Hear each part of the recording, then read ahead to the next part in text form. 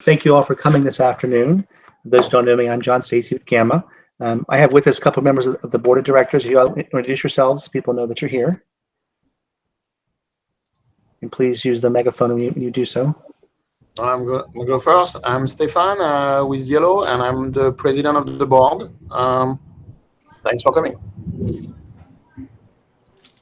Hi, I'm Julie. I'm director at large, and I am also on the bylaws committee. So thank you also for coming.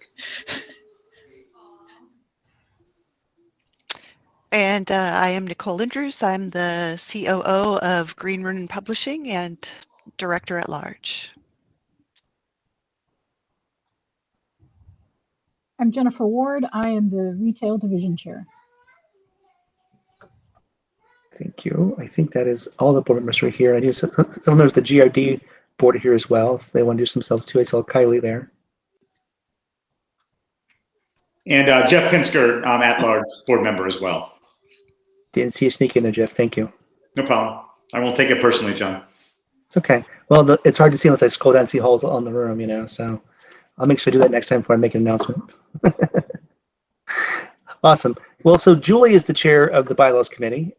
She's very humbly didn't mention that when she introduced herself. And so if you want to make a few remarks, here's the bylaw committee chairperson. This would be a good time to do that. Certainly. Thank you to everybody who is here, who joined us, who is invested in learning more about all these changes. We spent the better part of a year going through the original bylaws, picking up where I know, like, for example, Anne Marie, who had been on the board previously, had worked diligently to make some changes, and taking all the things that we had been discussed and taking it even further. We're really excited about opening up our membership to everybody in the industry, and that was the point of doing all this work. So I'm not like, we spent so much time on this, and I'm getting teary over a very long legal documentation, but we spent so much time on this because we had a vision that more people should be included. So I'm not going to spend a lot of time really discussing the particulars. I know that it has been open for everyone to read. I know you've had the opportunity to examine it. I'm happy to answer any questions about it. And I really do hope that if you have the ability that you are voting and letting us know what you think of it. Great. Thank you very much, Julie. So I did put a graphic on here on the screen here for people to see, and these are some of the major changes. Now we revamped the whole document from the vision statement all the way to the identification at the in the closing of the association in the last article. And so there were a lot of changes through here, but these are some of the major changes, and this is just there for a reference. This is an opportunity for the members to come forward to give us their feedback, their thoughts. As Julie said, this has been out for a couple weeks. We are currently doing a special election membership meeting, which is running through July 2nd. And so there's still plenty of time to have feedback and let us know what you're thinking, and also to vote on it. And this is basically a platform for you, the member, to kind of give you your feedback back to the board of directors and to the bylaws committee. So I'm going to kind of open up for the floor, see if they want to talk about in particulars, any concerns you have, any suggestions you have, any thoughts on how this is going to help, or in your opinion, maybe have a negative impact on the industry. This is your opportunity for your time to speak.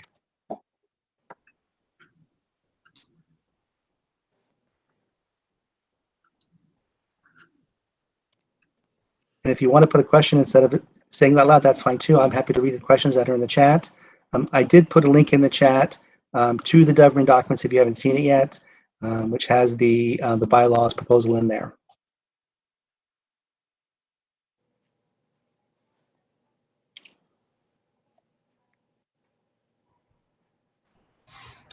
If I may, does anybody has any question about the basic reasoning why we did those changes? Why the board of director of GAMA felt like it was important to do those changes? I think this is the biggest question.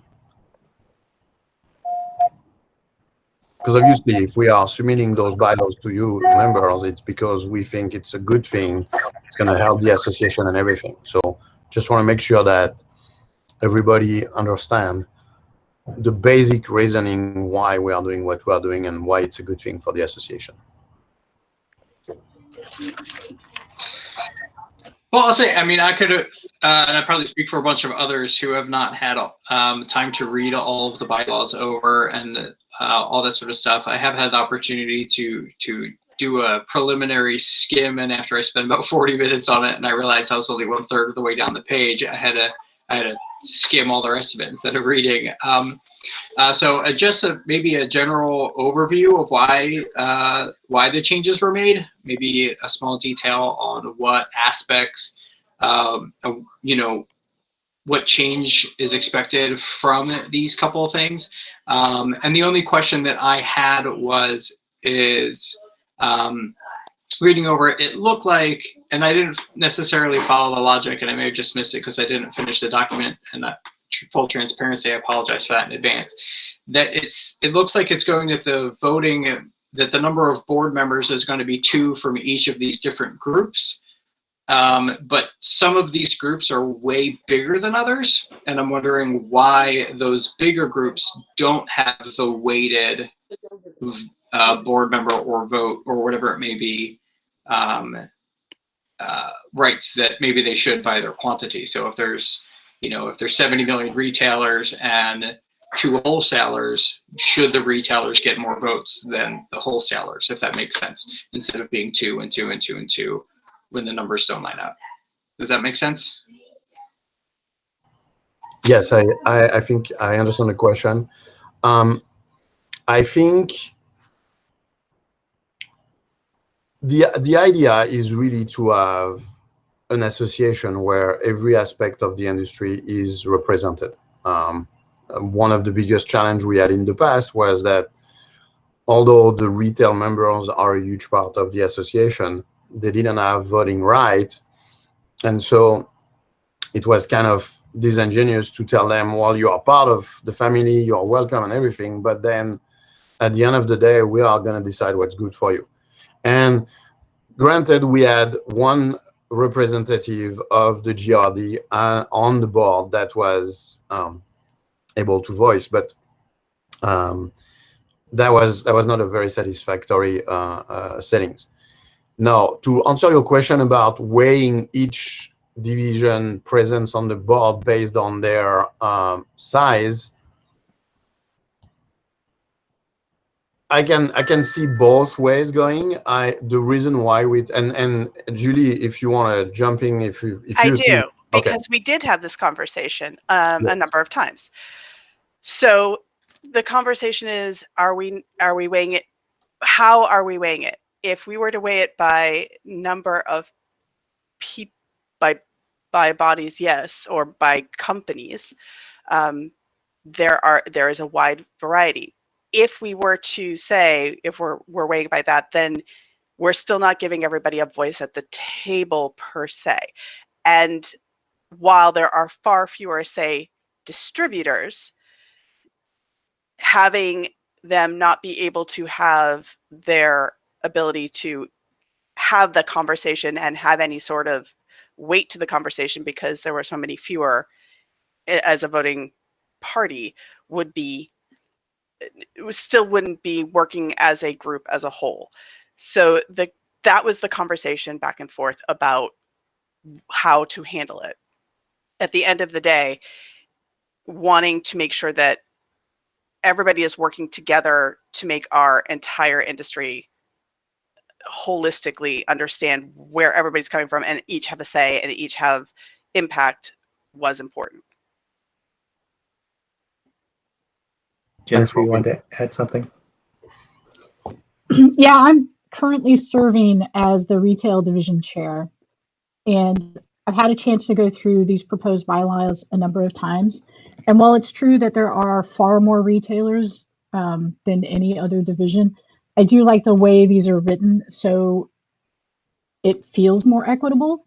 if you've been a retailer in GAMA for a while, you've had that retailer experience in GAMA, right? We've heard some negative things from some people in other divisions, but this way it's at least every voting tier level has representation. They know they're going to have representation on the board, and it's not, did you get lucky enough to have somebody from your division voted in? I think they walked that tightrope. I think Nicole and the rest of that bylaws team walked that tightrope the best I could have possibly hoped for.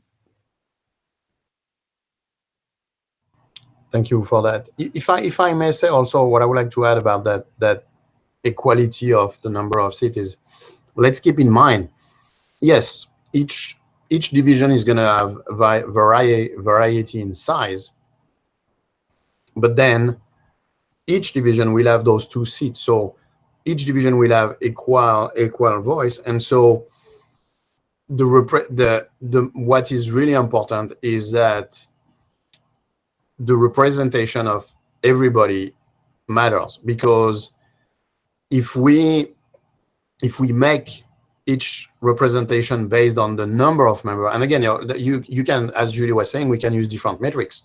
Like, we know that the life and blood of the association are the publisher.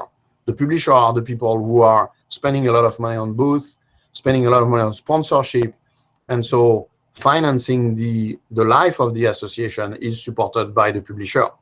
And I want to remind everybody that I have never seen a trade association with membership fees as low and as affordable as ours. I mean, I'm a member of many other trade associations, and my dues for those are 10 times, 20, 30 times more than what I'm paying here. So that would be also an approach, but we didn't want to do that. And so that's why we choose that solution where it's very egalitarian. Because at the end of the day, my belief, and this is my personal belief, so it's not just GAMA talking, it's me. I believe that no matter where you are sitting in the industry, I can't think about one thing you will want to do that will be damaging the rest of the actor of the industry. I mean, I want to sell games. Jennifer wants to sell games. The factory wants to print games, etc., etc. So I'm not that concerned. I know that it has been a concern in the past when we talked about giving more voting power to people, that we don't know what they're going to do. They're going to take over. I'm like, no, at the end of the day, I believe that every person in GAMA wants GAMA to successful and want to find ways to sell more games. That's the end of it. So.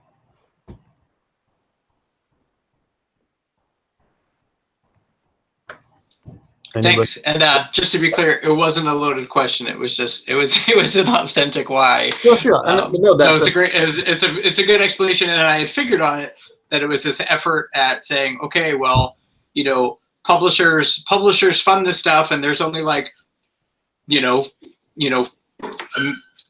under dramatization, but like 5 wholesalers. But the wholesalers serve all 50 million publishers and all 50 million retailers. This part of the conversation. And therefore, it ends up being valuable to have a more equal seat at the table, because the number of people served at the end of the day is the end customer is the same. Thank you. No, definitely. That was a good question.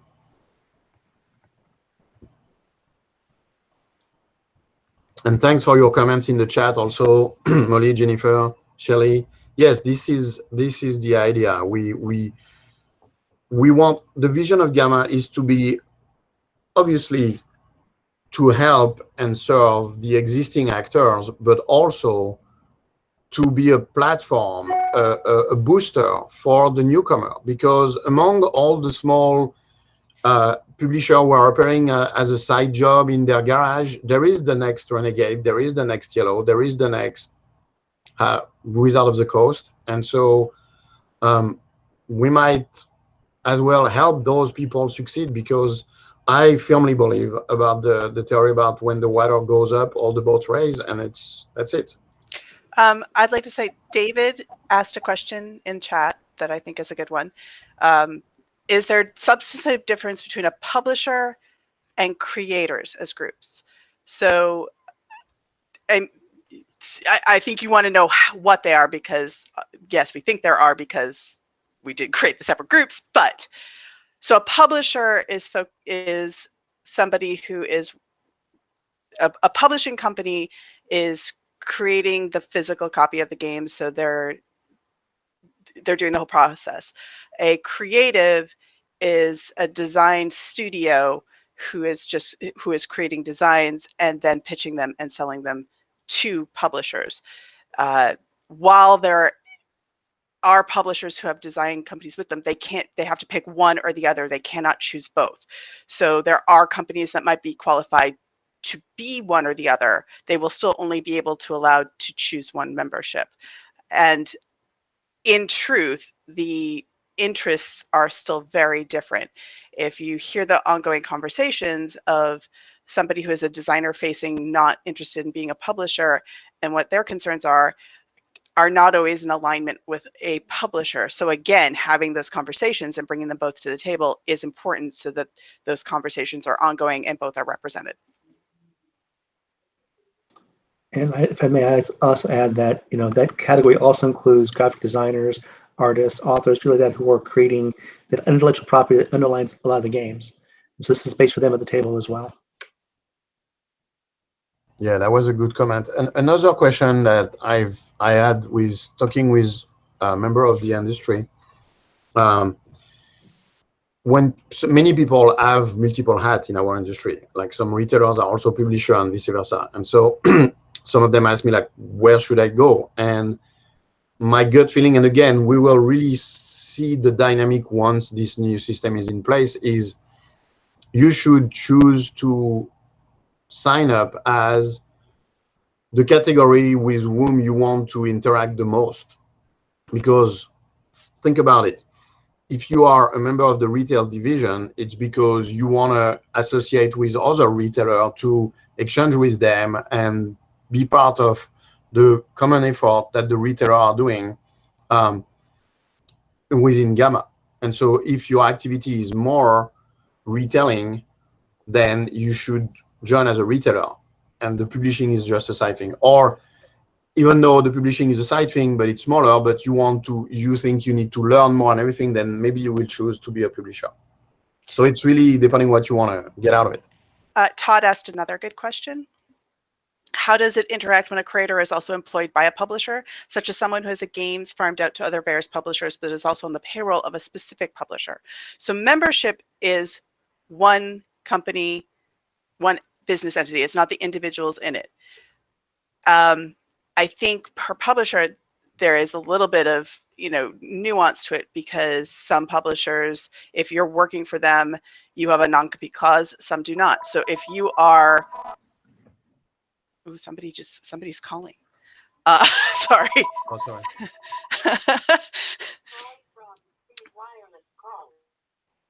If somebody is working for their own business and another business and have the ability to do that, then yes, they would be able to have a separate membership under their own entity. If at that point they're speaking for their creator entity and somebody else is speaking for the publisher who they happen to work for part-time.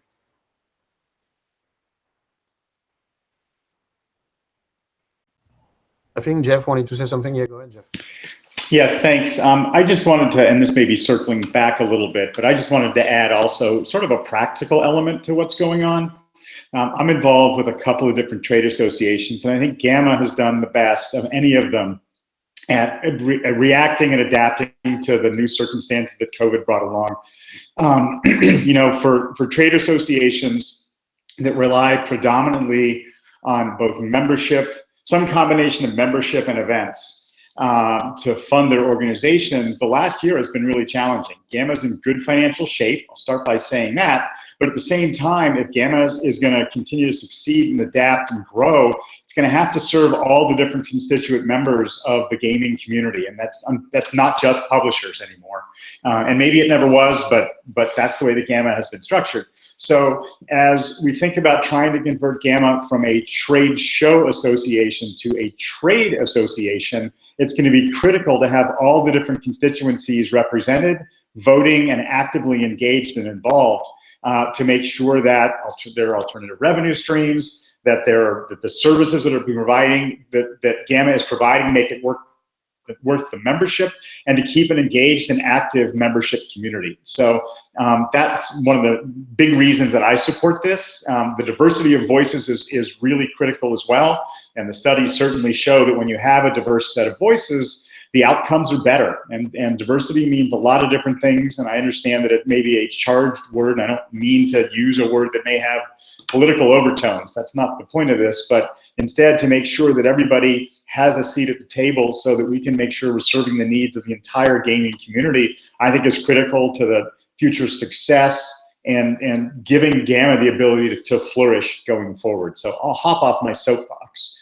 But I just wanted to make sure that everybody understands that this is not something that was come to quickly or lightly. A lot of thought and effort was put into this, and I'll tip, if I had a hat on, I would tip my hat to Julie and the rest of the bylaws group, but they've really done a really good, thoughtful job of working on all of these issues.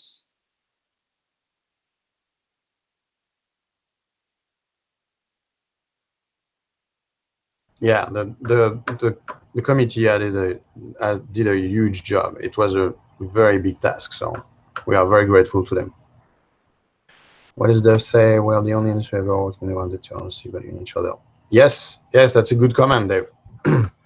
Okay, so that's awesome. You raise your hand, but just go ahead and put your megaphone and say what you have to say.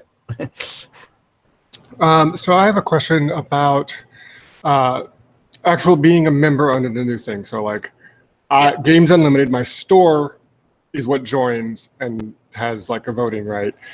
So do you have to be some sort of incorporated business? Because I'm wondering how that works for like creators. So it can't be an incorporate. We've talked about the legalese of this because, say, in the UK, it doesn't work the same. The language that we put in there is that you have to be, was a company or business that we ended on, and I wish Will was here because Will was the nuanced looking at it to make sure that it's so that. Let's put it this way: there was plenty of conversation of what qualifies you as somebody who is able to be a blank, and I think from group to group there will be the membership committee will look at them, and specific groups are going to probably be more rigorous than others per se, because, say, for example, you cannot say you are a distributor. It's a much bigger amount of barrier to entry, what that entails, than per se a creator. So there's a lot, but there is a membership committee that will have to do their due diligence to look at that and make sure that whatever group you are applying for, it's in good faith, that it's that the intention is that you are running an establishment or on your way to working on it. So if somebody who is designed their first game has talked about how they're going to continue to work on it, has a game out for sale, wanting to be a publisher, putting a cap on that and being like, no, until you have 5 games or whatever the course maybe would be hurting us more than helping us by preventing them from being a part of the membership to flourish and become more established businesses, as it were. But yes, a lot of that will come down to the looking at and making sure that it isn't somebody just saying, hey, I feel like being a creator. Right. No, my question isn't like who qualifies for that, but more so like as a retailer, my store signs up, therefore my store gets 1 vote, even if my manager also wants to be part of GAMA. But then I worry about I'm wondering about that with like a content creator. Like I'm creating this thing, but then I've created a business that has multiple people. I hear what you're saying. So as a store, yes, your store would be one entity. Somebody say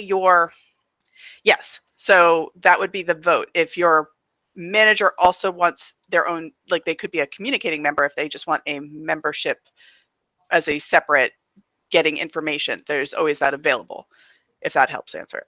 So those would come down, like if there were edge cases, that's what the membership committee would be looking at. Correct. And if I may add, in the situation where an employee of a publisher is also an independent designer, like Todd was asking, so okay, Alderac has a membership, and whoever is the official representative of Alderac in GAMA is the one casting the vote for Alderac. But if there are 3 Alderac employees who are doing contracting and designs on the side, then each of them can be a member of the designer division individually. Because again, they are representing the company. But at the same time, at the board, there are 2 votes. Yes. Well, no, I mean, if yes, you are, yes.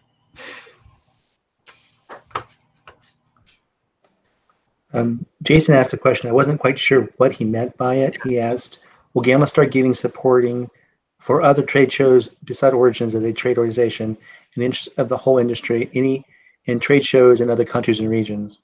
And so we as an organization do go to other shows, like I'm going to Astro here to talk to members there. We partner with the Toy Association for their show, New York Toy Fair. I went to the Nuremberg Toy show last year. Well, yes, in 20. It's a blur, right, when we last traveled. In 20, before everything closed down. And then I went to Essen the year before that. So we've been doing events at some of those shows as well. And if you have some particular other shows you think we should be reaching out to expand the association and industry, I'd be very happy to talk to you about that specifically, because we definitely want to make sure we're representative of the entire industry and wherever they might congregate. Yeah, if you may, Jason, would you mind defining for us what you mean by giving support? Well, I'm thinking of like all the different PAXs and everything else we have, and then internationally, I know that there's been some movement that way towards some of the international conferences and in slightly different orthogonal industries like the book industry, which also booksellers sell games often. But I'm thinking overall in the resources that the GAMA website and management and maybe board membership would give as outreach through all the different trade shows throughout the industry. I apologize. I'm still not really sure I understand. So do you want us? Well, the example is Yes. like in IEEE, they have all these different shows. They have all these different conferences that are all maybe I should. I'm sorry. Yeah, put your on. I'm sorry. Yes. Thank you. Yeah, and all the different, like IEEE as an organization has all these different conferences and all that are supported across the industry, for example. So I'm thinking more of a resource. If GAMA is going to be the umbrella trade organization, as opposed to being, moving more into that across the board, we would have more outreach for all the different trade shows. And that includes going to like the other types of trade shows, like bookseller trade shows where games are also sold, for instance. And I know that we've started to move in that direction, but I'm looking at saying more support for overall of like resources on the GAMA page of listing all the different trade shows, Okay. and then information for the dates, etc. Yes. Okay, 100%. Okay, that makes sense. I'm with you now. Yes, John is already, as he mentioned, going to many side events. He's active with the Book Trader Association and all that. And then yes, ideally, we love to see the industry calendar to reference every single thing that is in the industry. I think that's a good point, especially about the Bookseller Association.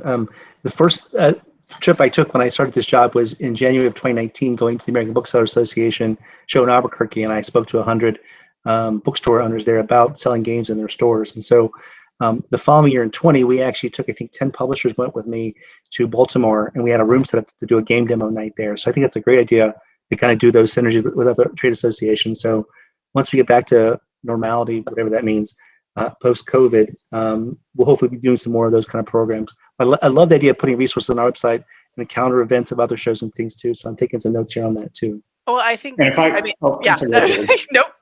You are more qualified to answer this question. and if I'm not telling tales out of school on this one, I'm the board liaison to the Market Expansion Committee. And one of the things that we've been doing is a funded pitch project where members can bring us ideas that we'll review, kind of like a Shark Tank sort of thing, where they would bring an idea that they think is great for the industry, we'd review it, help to fund it, and then help to initiate it. And I don't want to give too many details on it because we haven't vetted all the ideas that we've gotten in yet. But one of them was to do just that, to have GAMA have a presence at, call them adjacent trade shows that might appeal to similar audiences, but they may not have exposure to games. And that could take a variety of forms. Anything from a sponsored booth that members could, pay to be part of, to something that GAMA might fund itself. And so, this was still the sort of basic concept that needs to be evaluated and fleshed out, but it's definitely something that's on the list. And I thought it was a fantastic idea. So, not that I get more than one vote on this committee, but it's one that I'll certainly be voting for and supporting. Yeah, those are great ideas. Another thing I think I've seen in some other organizations that might be very useful is having some sort of local events and presence, and especially since there are local shows, GAMA having support with there and getting, all the different types of publishers and creators and other types, maybe time in those kind of local events or opportunities that can be broadcast against the full GAMA,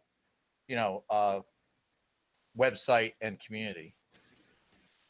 Because your megaphone wasn't on again, but just to the general group, talking more about looking at what you're talking about is both support and I'm thinking recruitment kind of a thing, or showing the bigger picture of what GAMA can be, and also providing a bigger source of where other people can go to if they are a GAMA member. And all of those things have value, and they all sound amazing. And I do feel like Jeff's working committee, that committee is working on a lot of that. I think we do quite a bit on the education committee. And earlier, I got a piece of it from Molly and Nick talking too. So I think all in alignment and all great stuff.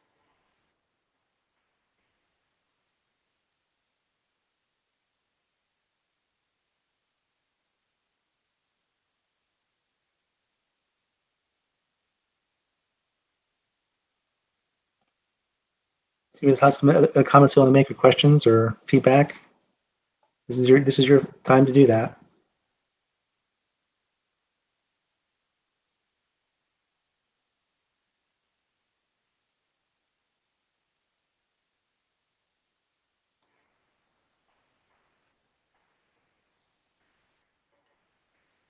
I know it's hard. A lot of people are probably working, and potentially you haven't had the chance to read it. So now you're scrambling to read and get back to us. So I also just want to say that if you do have any additional questions, emailing either I'm John, myself, I think anybody on the committee would be happy to answer any questions you have available from now and until the end date, which again is July 2nd. July 2nd. And as Julie pointed out, if you're just reading this first time and you want to think about it, we're going to have 2 more opportunities to talk about this. Obviously, during the board meeting next Thursday, the 17th, GAMA has this regularly scheduled monthly board meeting. There'll be a period during that for questions or comments. And then on the 30th of June, we're going to have a town hall meeting just on this topic. You're welcome to come to either one of those if you want to provide comment on this or anything else, because we work for you guys. This is our association. So we appreciate your input and your feedback. Yeah. And hey Molly, can you turn on your megaphone so somebody can hear you, please? Thanks. Right. Sorry. I don't know. This is Molly, and I don't know if this was mentioned before, but I'm unaware of who used to vote or who currently votes on the officers? And sorry if this is a repeat, but no, that's fine. So historically, what's happened was you wanted to be one of the officer positions. So when you were nominated specifically for president, vice president, secretary, treasurer, and we're going for that specific position. Whereas there would be what you are being voted in to be a part of the board, and then the board is determining officer positions.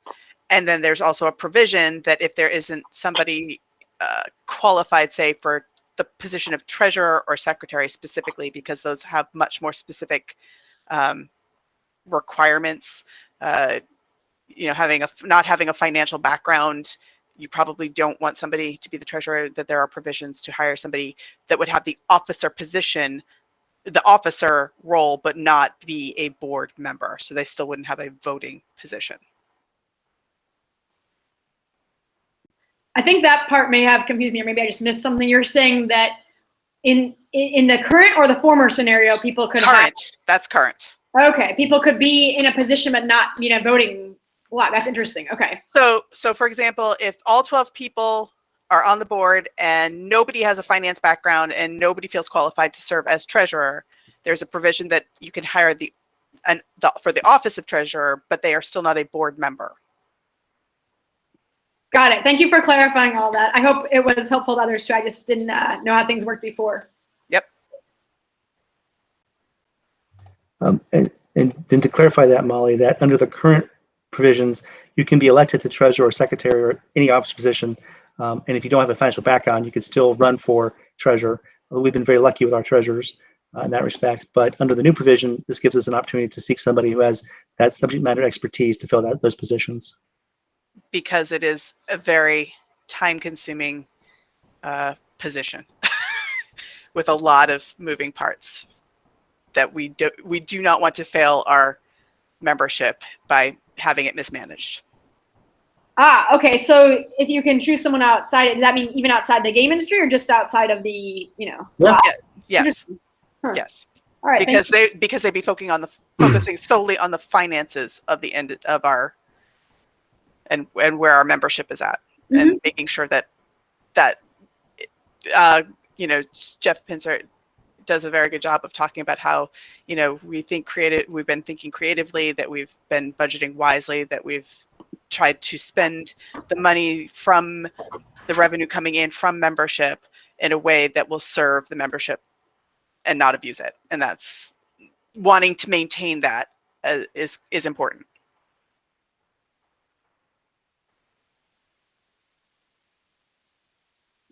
Thank you.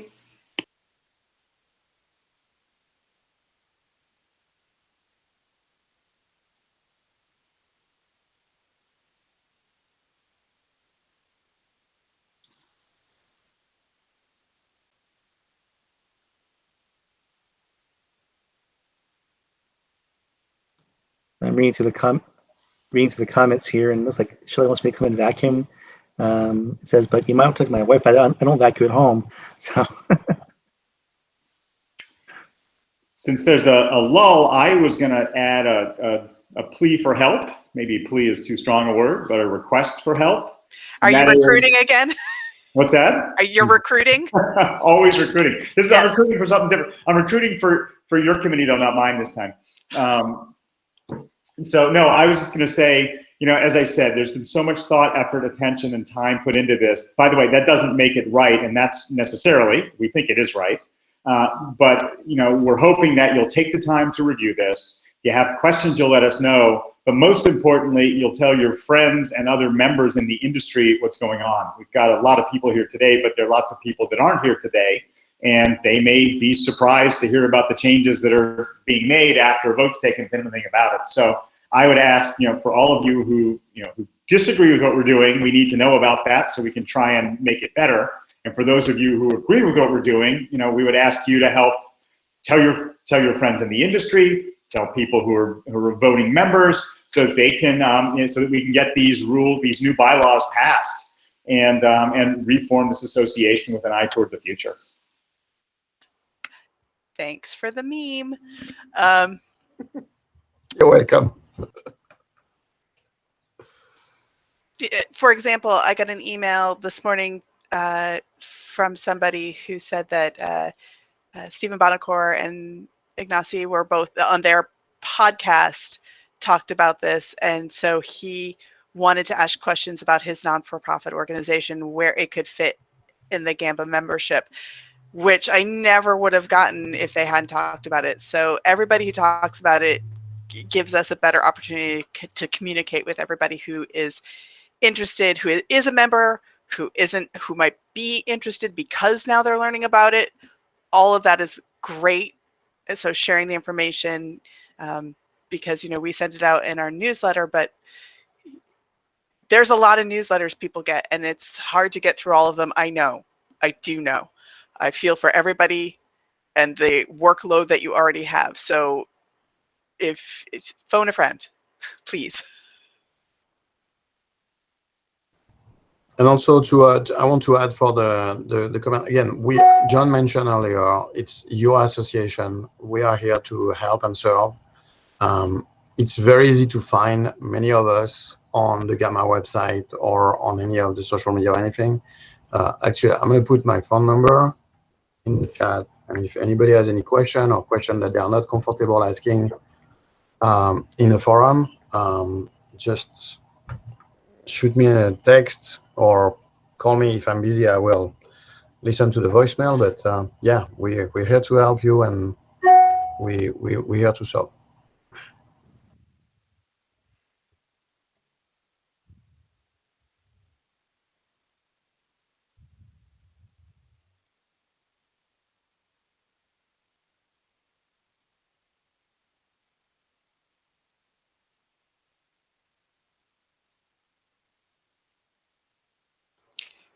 Friends, whoever's moving that around, this is being recorded, so it's actually making it hard for the recording, I think. So if you can leave it where it is, we'd appreciate it.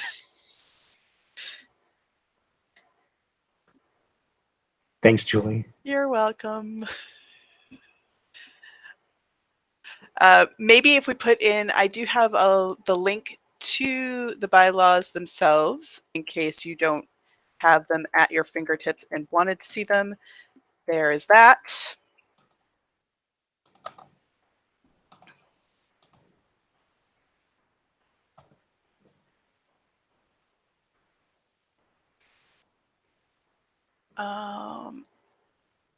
And actually, the link for in general, the former bylaws, the proposed ones, our statement, the media release, that link is right here.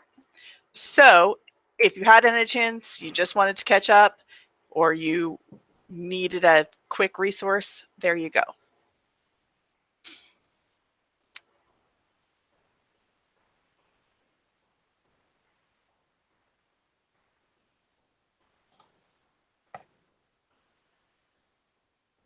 Did we have any other questions?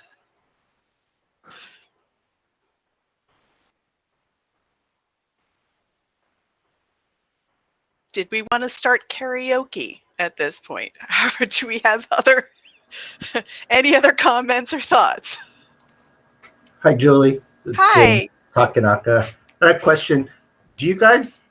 Will there be any impact on the membership dues for the whole group if we're making changes like this, or is it pretty much no financial impact, significant financial impact? John, you have a better. Sure. So happy to answer that. So yes, the board, the bylaws as they currently do allow the board to set the dues. Currently, we have several different dues levels based on what membership tier you are. There's been a conversation about creating a dues for voting versus non-voting, but the new board under this provision will make that decision. So each voting group will have a say in what the dues look like. Because the idea is, we've had this conversation on Facebook actually last week about this, that you don't want to price it so people at the smaller companies are just starting are priced out of joining the association. We do a lot of work here to make these changes, and then if they can't afford to be association, it's kind of a moot point. So definitely there will most likely be a change in the dues, more like a leveling, I think, is my thinking. But again, the new board will make that decision. I'm staff. It's definitely above my pay grade. Hi, this is actually Lori, but I'm under Kristen's account right now of Looney Labs. I was talking to a retailer earlier today who stated, talking about the dues, that they think that this is actually going to cause GAMA to lose retailers because something that used to be free, you now have to pay for. Any thoughts about that? I'm not sure what the free part is, but currently retailers pay $125 a year to be a member of the association. Published distributors pay $300, and I think communications pay $50. One thing I know the board has talked about in the past is actually going to what a lot of the associations do, where they actually have a graduated dues level based on the revenue association. So if you're starting out and you have a much lower dues and cost to join than if you're an established, much more successful company. So I think the association does that, and Astra does, and a few others. So I think that's an interesting point. We're hoping to make it affordable for everybody to be part of the organization based on what their ability is to pay. Thank you. Sorry, I didn't have the numbers right. No, that's fine. I appreciate the question. Hi, John. This is Andy Daniel. I actually just joined a few minutes ago, so maybe this came up earlier, but do we have a rough idea of, considering that there are people who are going to be 6 groups that are going to be potentially voting members to the board, do we know what the rough number of members of each of these subgroups is? That's a good question. Because I just get the feeling that some of the groups might be much smaller than others, and I don't know if that's going to give the exact representation that reflects the membership.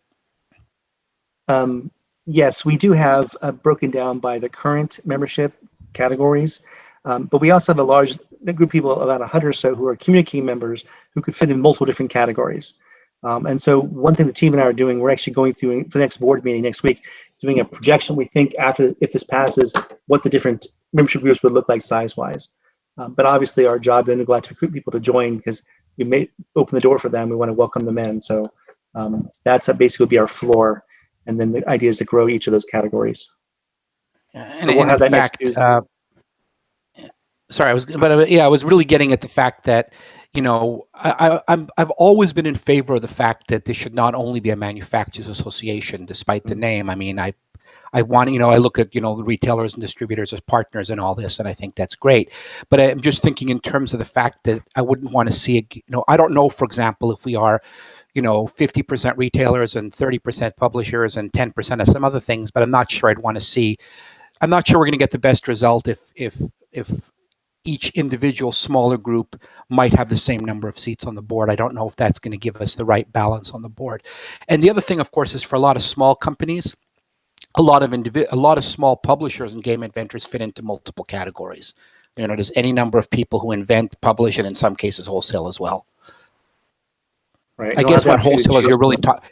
I'm assuming when you say wholesalers, you really mean primarily distributors at this. Primarily. Because every publisher is in a sense a wholesaler, so I assume you meant distributors, kind of. So Andy, you missed the beginning of the question because we addressed all those questions earlier. Okay. So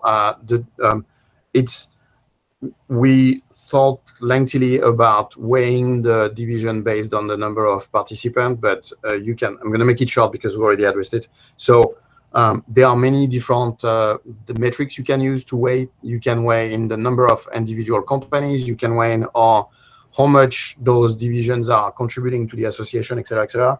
And since the idea is really for equality and inclusivity, we think it's fair that each division has the 2 seats on the board, and we feel like it's gonna give a fair representation of what the ensemble of the membership want to do. And then the other one, sorry, I lost my train of thought. You asked about the size of division, and what was the other question you asked? And I mean, I think it was more of a comment. I was just trying to understand how, yeah, the relative sizes of each of the voting groups is really what it came down to. Yes, and there are 6 divisions, and each division has 2 seats on the board.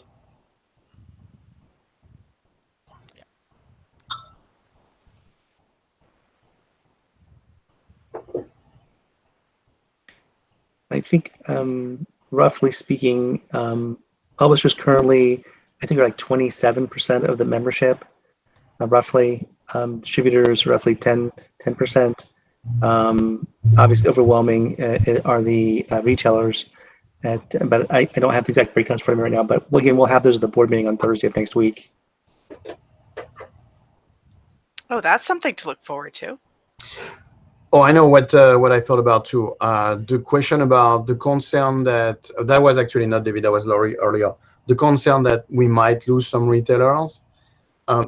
Anytime you install dramatic change like that, that there is consequences of those changes.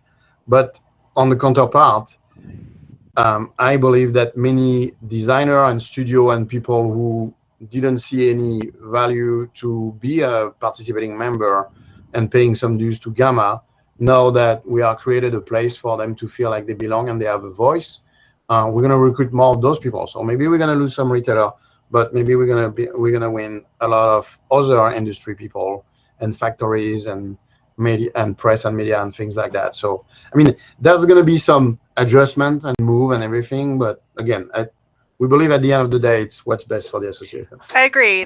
Change is hard, and this is a big change, and which is part of the reason why we're here and talking about it, because we want it to be something that everybody is excited for and interested in doing. We all feel that it is the future of the organization, and as we're wrapping up with 5 minutes left here, wanting to make sure that everybody gets to talk to us about it, so that in the future everybody's voice is also heard. I talked to a lot of retailers, being the retail division chair. I would be more concerned about losing retailers if these bylaws don't pass than I would be than if they do pass. That's what I'm hearing more from the people I talk to.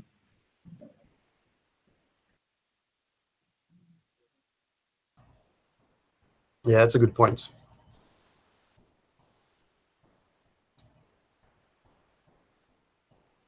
I can tell. I spoke to a lot of people since we sent the proposal to the membership, and my feeling is that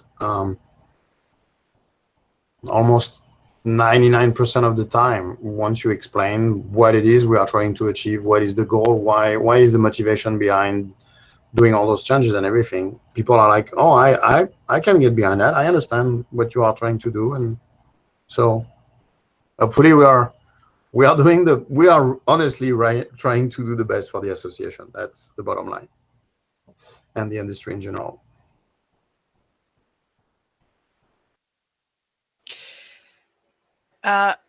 So we are almost finished and wrapping up our time. I know that there is another hour where publishers are in their booths, still in the networking.